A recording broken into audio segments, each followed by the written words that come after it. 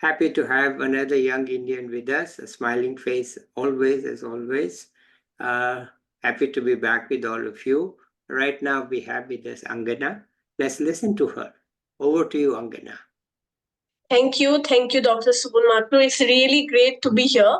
Quite a great concept and quite a great platform that you have given all the youngsters, young minds, and even professionals. So I think to basically come out with their personal experiences and share their respective journeys in the field of economics mostly. So just to give an overview, I'm Angana. I'm from Golaghat, small town in Assam. And Today, basically, I want to talk about how I got interested into economics as a subject and how my journey has panned out like in the last 10 years. Currently, I'm pursuing my PhD. I'm almost in my final year and hoping to complete soon. And I'm doing it from BITS Pilani Campus. And my thesis mainly revolves around international remittance inflows and how they impact the financial development and trade in the lower middle income countries. So it's basically falls under the domain of international economics, or you can say development economics. So mainly it falls under the theme of international development. So just to begin with, I'll just start off how I got introduced, like I said, into economics. Probably I can share some of the challenges I faced, not much, and how also maybe some learnings for the new generation, like students in undergraduation who have just started off. Because if I consider the last 10 years, lot has changed basically. Even economics is a subject and lot of interdisciplinary things have come up. So, as a child, I would say I was a very nerdy child. I loved studying, more of studying than other extracurriculars. And we, till class 10th, I would say we never knew about economics as a subject, right? We are taught it as a part of social sciences mainly, like social sciences subject. So I didn't, but I was very interested in maths. Like in the beginning, I really didn't like maths, but towards the end, like in 8th standard, like I was from state board, like the state board of Assam, in class 10. Yeah. So there's a huge difference in the curriculum between CBSE and the state boards.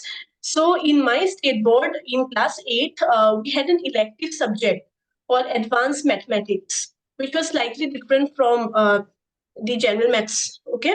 And there we got introduced with logarithms and other concepts. So I got really interested into maths then. Like in 8th standard, like I really loved maths, but I was not really inclined towards the science subjects much, and I didn't really know what to go. But my both my father and mother, they are from a science background, and in my state and also probably in around a lot of parts of the country as well, science was always given more importance and probably even commerce. But I had chosen to go for humanities, like for my 11th and 12th. So that was like kind of looked down upon, like you have good grades and why are you even choosing to go for humanities? But then I really loved the social science subjects, and I took up humanities with maths, like my 11th and 12th. So I was the only person taking maths. So I had to do classes with the science students or the commerce students. So because I loved like quantitative part, like the mathematical part. So and in our state boards, basically you mostly have schools till 10th. Like 11th and 12th are mostly you call as junior colleges, like junior college. So I had to move out after my school from 10th. Then I moved to a CBSE school because I wanted to go for Delhi University, but the cutoffs were really high. Even now, they do have the entrance system currently, and for state boards, even the topper of a state board would barely get around a mark which would not qualify even for a any of the due colleges. Like most of the good colleges, you can't even get through. So one of my uncle, he suggested, why don't you move into a CPSE school, take up humanities, and if you get the opportunity, take maths. I like, yes, I did get the opportunity, and it was a great journey then, like 11th and 12th. And my parents, fortunately, had really supported me in this, because they don't come from, because else, otherwise, beyond my parents, people had concerns like, if there's a person with good grades, why she need to switch? Why not take up science, go for engineering, or take up some BSc degree in maths or something similar? So I took up humanities. Then for undergraduation, I got really good score in my 12th boards, so I could get into a good college in, fortunately, in Delhi University. So there begins my journey. Like there began my journey of bachelor's, like honors in economics, undergraduation. But the difference was what you learn in economics during before your undergrad, and while you start off with your undergraduation, it's really different. Like your mathematical grounding, the concepts, it's a very different aspect. Like a lot of people, they aspire to study economics, but they tend to leave out, or they tend to move out, because it's a bit different.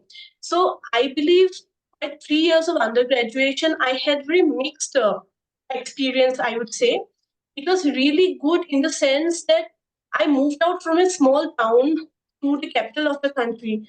So that was very, not challenging, but it was very different things I had to feel, like cuisine wise, people wise, culture wise. So to adapt to those things, you take time, right? Yeah. And during that time, and I of course enjoyed the economics part, but one thing that I really liked was I got really good exposure there. I was in Shri Ram College of Commerce, University of Delhi. So there was a culture of being in college societies, where you can be a part of different societies, and co-curriculars were given like really great importance. Like there were internship opportunities and lot of things. Like every student was really curious of doing like 2-3 things at a time. In my initial years, like the first year or even till the end of second year, I was a little confused because I was trying to do a lot of things, but I wasn't sure which direction to go. And in the third year, you need to sit for placements, like, Yeah. right? And good companies come, but I wasn't doing a lot of internships or something which was required, and my score was not that up to the mark to get into those really big companies. And anyway, I had a thought that I probably would be going for higher studies more, and I did sit for few of the companies for the placements, but I didn't get through. And I was simultaneously preparing for the entrance, like the master's entrances of for MA Economics, and there I got through Jamia Millia Islamia, and it was in Delhi, and I was aware of the institute, and so I joined there. And I would say it was mainly there was a shift in the culture. I would say the college atmosphere between undergrad in DU and in Jamia Millia, it was more academically focused. Like they weren't more placement focused. Like, and I somehow it made me like really understand the concepts of economics even more better than my undergraduation, because during the undergraduation I was moving into different aspects. So it was only in my masters when I actually learned economics. Like I really developed interested into the subject. I relearned a lot of things which I found it very tough during my undergrad. So after my masters, I did internship in 1-2 companies, and that was also quite helpful. And after my masters, I knew I wanted to do a PhD, but I didn't know when, from where, because if you don't do PhD, till you don't do a PhD, you have different opinions about the PhD. Like you'll really get the most out of a subject. You are one of the most intelligent person if you do a PhD. Like you have a lot of aspects, right? Thinking or ideology. But but I wanted to have a kind of a background in research or something, because I was not introduced to research. Like in my masters, we have different subjects we are taught, but or like for placements, you need to have quantitative skills or like analytic skills for the jobs. But research as a part was not taught. We just had some assignments to do. Probably we have to write some like mini papers, I would say. But that also didn't really gives you an idea about what to be done in a PhD. A lot of people who pursue PhD, they mostly do it for the prospect of getting a job as an academic professor or any of those sort. You pursue it with the motive of doing research. So I kind of looked for internship or kind of roles where I could get one, and I landed up as a research assistant in a think tank. It is called Indian Council for Research on International Economic Relations. ICRIA. It's based in Delhi. So Delhi basically has a lot of such policy think tanks, right? Who give opportunities all of these young students to internships and research. And although they don't really like pay you well or something, but I felt that was a very good exposure to me because you get directly, you can work under a professor there, and you have first-hand experience, right? Not only of writing, like I learned how to write like research papers, policy briefs, because till masters you just write answers to questions. Right. You don't really know how to write, like No, writing a paper. I agree. This is Hmm. the way we teach masters in India. You don't know how to write something new. You just have not the Yeah. faintest idea. So, Yeah. by the way, we know it, that think tank generally as ICRIER. It's very famous, very well known. And I'm glad you went there because it is one of the top places in India. So it's really Yes. a journey from a small town, such a small town that I don't even know its name. Yeah. I can't even place the district in Assam. I think I know Assam a bit. I can't place the district. So, if you know Kaziranga National Park, Yes. so it's in that district, like which is So from that place to ICRIER, that's quite an achievement. It's not only a journey, but it's an achievement. And let me congratulate you for making your way to ICRIER. Okay, it's a fantastic place. I've not been there, of course, but I know about it rather well. And congratulations, and you have done a great job. So let's move forward. Yeah. So I think my research, like even interest in the research, I think it developed from there because I really learned how to write. And also I loved being social, but I was still an introverted person when it came to like academics or the professional front because I never had that exposure to be a part of it.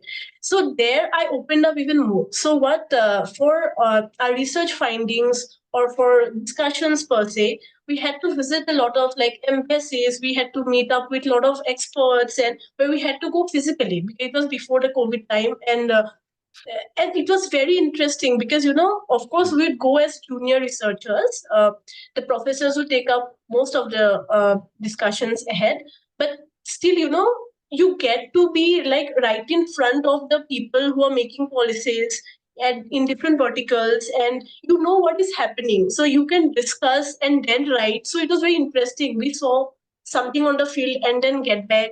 So there was one project we had done on food imports in India. Okay, and we got to visit like all of these um, export houses and customs in Mumbai and everything. And we actually saw those processes happening and how it happens, what are the challenges and what are difficulties, how ICTs should be there and how it's still a challenge, a lot of other factors.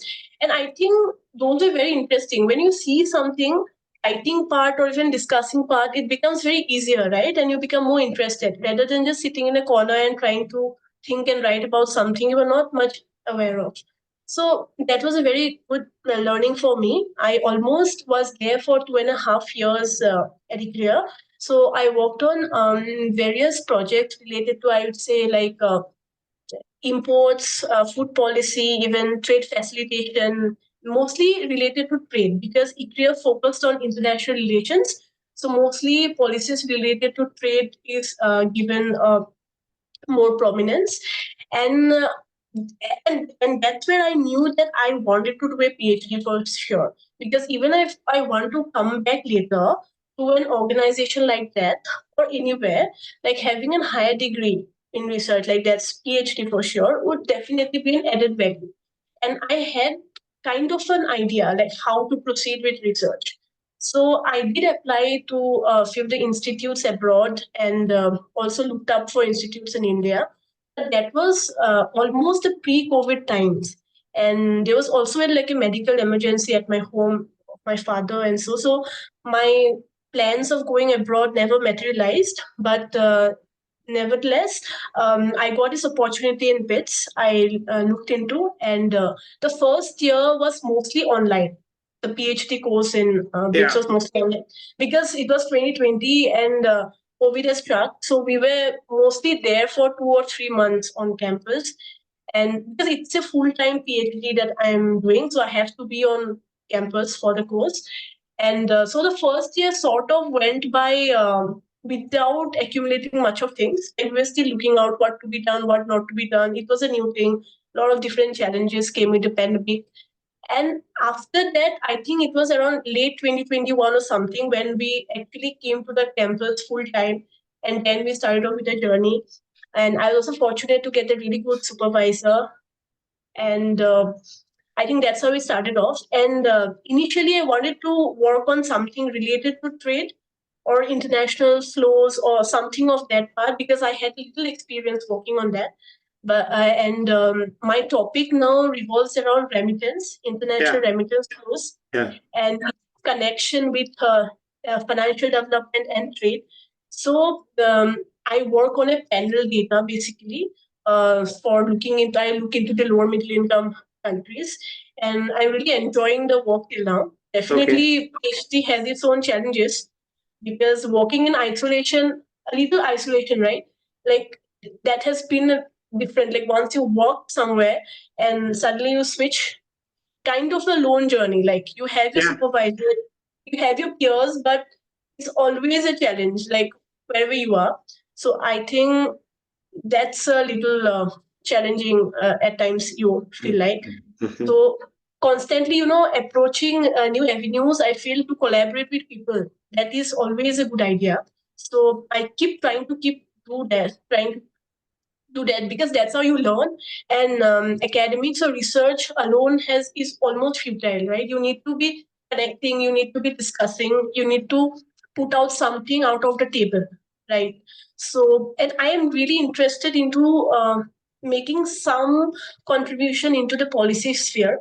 So so these two aspects, my research interest that has developed over the years, like I have told, and I'll continue to do definitely in whatever capacity I can. Secondly, I was not very inclined towards teaching because I never got an exposure to it, and I didn't know whether I like it or not. But here in BITS, we have the TA-ship, like teaching assistantship, where we are asked to teach the undergrad students into teaching. So I have taught like principles of economics and one or two other subjects. One is economic analysis of public policy. So, we have to take tutorial classes and sometimes look into assignments and stuff. So, teaching again has brought up a new interest into me because, all the students, they're not from the economics domain. They're mostly from engineering background, right? So they have a lot of curiosity, they will ask you a lot of questions in the class, and you are made to prepare that well, understanding a subject and understanding enough to able to explain it to someone in like layman language. I feel that's what I'm trying to have built up. So I think over in the future, I love to take up both the things parallelly, hopefully, like research and teaching. And if I can uh, like put up my research and translate it into the policy domain in some aspect somewhere into some organization, I'd always have more preference towards that in the future. Okay. Huh. That sounds So very that's good. It sounds like you are pretty clear. You have achieved a lot and you're pretty clear on your path forward. hopefully so. Yeah. It's the combination of academics, including teaching and research, and policy. So basically, it's a pretty common combination that Very people common. at Yeah. your age and at your phase are looking at. It's not common in the sense that very few people reach this stage, but those who reach it, that's what they are often looking at. And so I'm glad that, it's a conventional way to go forward, and I think it will work for you. So I hope so, yes. Because I didn't want to go for the work in a corporate, not I'm against corporate or anything, but I didn't have that inclination. So wanted to pursue something into the academic line somewhat. So yeah, thank yeah, you. it's quite doable. Probably if you can land a postdoc at some university abroad, you could Yeah. go for your PhD. I understand for various reasons, but if you can land a postdoc abroad, that'll give you a different perspective and it'll really help you. Okay. Yeah, I would love to. Anything else you want to tell, add here?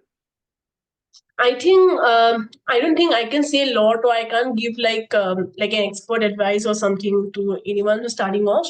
But today I feel there are a lot more resources and even more through which people can learn, like even from a very young age, like from an under, and even students are doing it actually, like from a very young age, like people who are interested in research. Like I feel I wanted to be exposed to the research part a little earlier than I got to know after I completed masters. If somebody wants to go into this academic journey, I think they can probably start it even earlier. Like if you develop an interest, there are a lot of avenues, lot of skill sets they can today grasp. There are a lot of courses available, lot of resources available. So I would like to just tell that. So and also one should keep exploring. I believe an interdisciplinary approach is always needed, I feel, because no subject can work alone. So I think and the quest for knowledge, like always should be there. Yeah. That I would like. Wonderful. Okay. I just want to say that you validated my hunch for starting this channel. My hunch was that today's Indian young people are very good. They have absorbed a lot of knowledge and they work hard. And yet society doesn't give them an opportunity to express their views. I boiled it down to 4 words. Seniors speak, juniors listen. So I said, I'm going to flip it. That's my revolution. I need to boil everything down to 7 words or less.